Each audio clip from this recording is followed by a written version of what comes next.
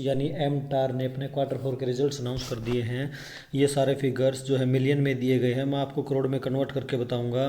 तो आइए देख लेते हैं। सबसे पहले कंपनी की टोटल इनकम। तो कंपनी की total income Q on Q basis पे 166 करोड़ से बढ़कर हो चुकी है 200 crore, and Y on Y basis पे 100 करोड़ से बढ़कर हो चुकी है 200 करोड़। यानी अगर क्यू ऑन क्यू बेसिस पे देखें तो इनकम बढ़ी है, एंड अगर वाई ऑन वाई बेसिस पे देखें तो इनकम लगभग डबल हो चुकी है। अब देख लेते हैं इनके एक्सपेंसेस।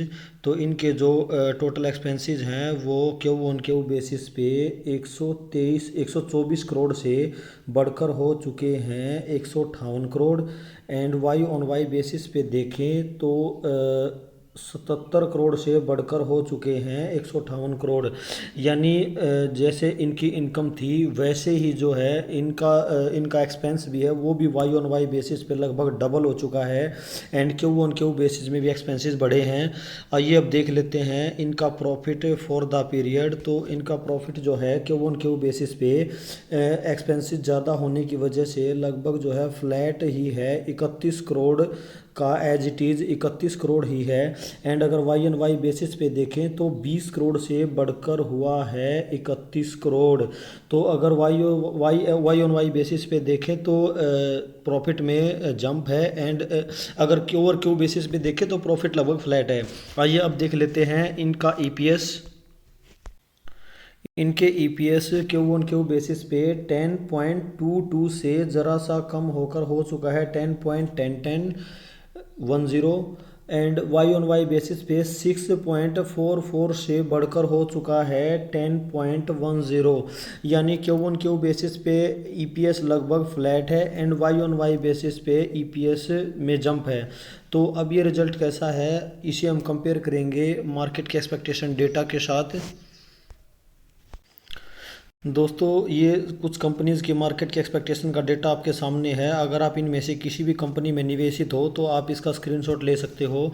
तो हम देख लेते हैं एमटार टेक्नोलॉजी का मार्केट एक्सपेक्टेशन। तो मार्केट ने एमटार टेक्नोलॉजी से एक्सपेक्ट किया था कि जो कंपनी का रेवेन्यू है वो बढ़कर हो जाना चाहिए 185.70 यानी 186 करोड़, एंड जो प्रॉफिट है वो बढ़कर हो जाना चाहिए 37.50 यानी 38 करोड़। तो आइए अब देख लेते हैं इनका रिजल्ट। हमने कंपनी के मार्केट एक्सपेक्टेशन डेटा में देखा था कि कंपनी का जो रेवेन्यू है वो बढ़कर हो जाना चाहिए 186 करोड़, बट यहाँ पर आप देख सकते हो जो कंपनी का रेवेन्यू है वो बढ़कर हो चुका है 196 करोड़। यानी रेवेन्यू की टर्म में कंपनी ने मार्केट की एक्सपेक्टेशन को बीट किया है। देखते हैं प्रॉफिट की टर्म में। मार्केट एक्सपेक्टेशन डेटा के हिसाब से जो कंपनी का प्रॉफिट है वो बढ़कर हो जाना चाहिए था 38 करोड़, बट यहाँ पर आप देख सकते हो जो कंपनी का प्रॉफिट है net profit for the period वो बढ़कर हो चुका है सिर्फ 31 करोड़। यानी यहाँ पर कंपनी ने हल्का सा मार्केट की एक्सपेक्टेशन को मिस किया है। तो यानी जो है कुल मिलाकर जो कंपनी के नंबर है वो मिक्स नंबर कहे जा सकते हैं।